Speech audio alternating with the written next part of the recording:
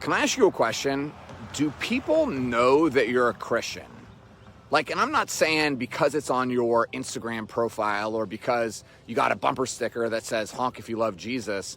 I'm saying when people see you inside of a store, don't hear any words from you, but can they tell that you're a Christian? Can they tell that you're Christ-like? Saying that you're Christian is not enough. You have to bear the fruit. You should be able to see and tell that you're living the life of a believer focused on Christ.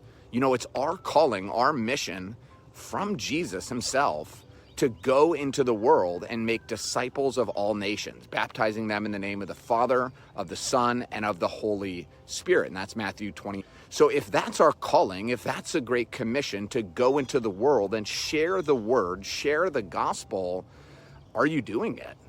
Are you doing your part to share the love of Jesus Christ with your neighbor, with your coworker, with your friends or your family, or are you a little bit afraid?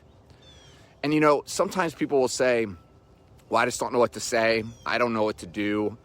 I think it goes back to loving our neighbor as we love ourselves. Sometimes you don't have to use words to share the gospel. Sometimes it's just with your actions. In fact, St. Francis of Assisi says, preach the gospel at all times. When necessary, use words. One of the challenges that we have in the Christian faith is hypocrisy. There are people who say one thing, but they do something completely different. And that doesn't actually draw people to Jesus. That actually kind of pushes them away. Instead, we need to focus on being the person that God has called us to be, and the love of Jesus Christ, the fruit of the Spirit, just pours out of us. One of my daughters is in the hospital right now, and the nurse came in yesterday and she said, your family is the nicest family we've had, which is kind of shocking. It's a little bit sad, right?